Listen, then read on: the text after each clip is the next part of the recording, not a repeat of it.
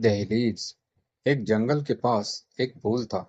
फिर भी वहां लोगों का आना जाना था, क्योंकि वहां ट्रेन का स्टेशन था। वहीं पर एक सुंदर स्त्री आकर बैठा करती थी और जाती ट्रेन को देखती रहती।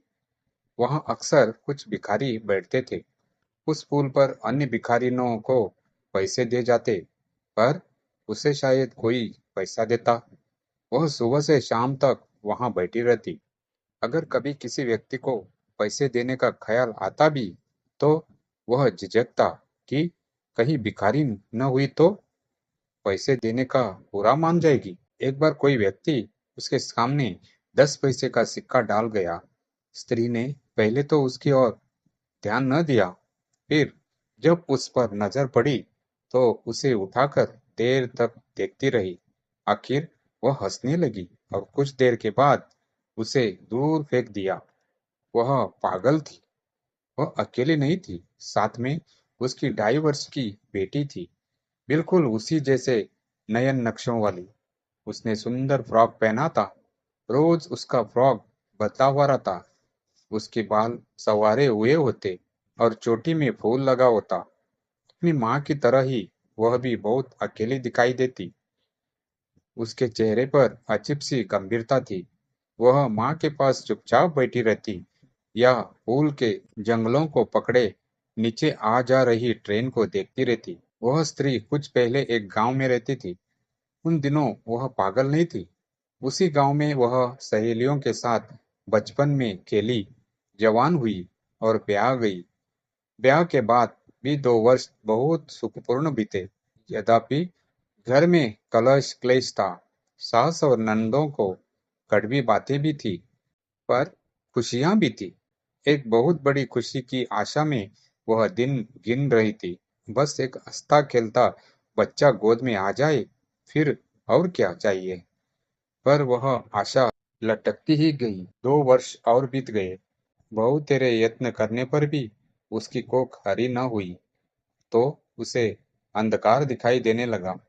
घर का वातावरण बदलने लगा। पति के रवैये में परिवर्तन आने लगा। उन्हीं दिनों घर में अचानक 2 मौतें हुई। तो कहा गया, मृतकों पर उसी की मनहूस छाया पड़ी थी। फिर अगले महीने गांव में 3 मौतें हुई, तो उन व्यक्तियों पर भी उसी को मनहूस छाया बनाया गया। तब स्त्रियां उसकी छाया से बचकर रहने लगी। यह केस जंजाल था जिसमें वह फंस गई थी। फिर तो वह हमेशा के लिए उस जंजाल में फंस गई। जब उसका पति दूसरी शादी करके उसकी सौत ले आया। बहुत तीखे स्वभाव की स्त्री थी वह, चालाक और मक्कार। उसे घर वीरान लगने लगा। एक भयानक जंगल जिसमें उसे डरावनी आवाजें सुनाई देती। वे आवाजें रात के समय और भी डरावनी बन जाती। वह चीखती हुई नींद में से उठ बैठती, कांपते हुए हाथों से दिया जलाती और बौचकी सी बनी सोचने लगती कि वह जंगल कहाँ गया और जानवरों की वे भयानक आवाजें कहाँ गई जो अभी-अभी सुनाई दे रही थी। कुछ देर के बाद वह दिया बुझाकर सो जाती और फिर वही जंगल देखती, वही चीखें सुनती और अंत में स्वयं भी चीखें मारने लगती। एक रात वह इसी प्रकार चीखती हुई उठी और घर से निकल गई। लोगों ने कहा उसे भूत पकड़ लिया है। वह आसपास के गांवों में घूमने लगी। एक बार एक स्त्री को उसमें देवी दर्शन हुए। उसने उसके सामने धूप जलाई और उसे खीर पुड़िया खिलाई। तब कुछ और स्त्रियों को भी उसमें देवी दिखाई देने लगी। फिर तो आसपास के गांवों में मशहूर हो गया कि उसमें देवी माता ने अवतार धारण किया है।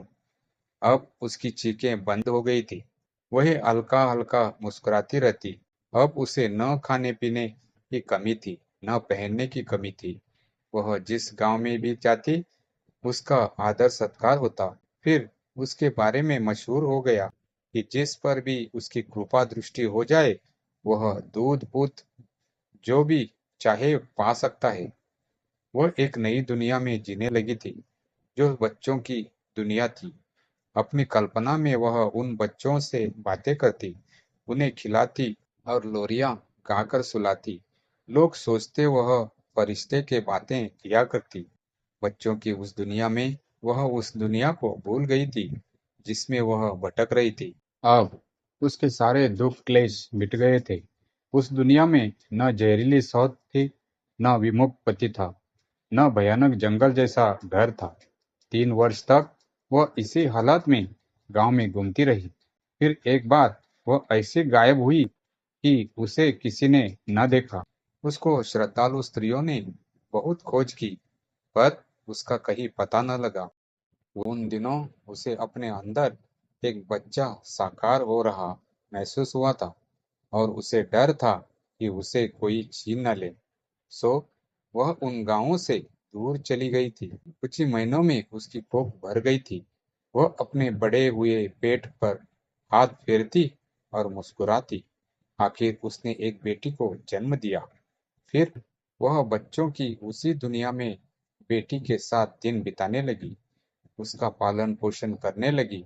तब एक स्टेशन के पुल पर उसके दिन बीतने लगे। बेटी बड़ी होती गई।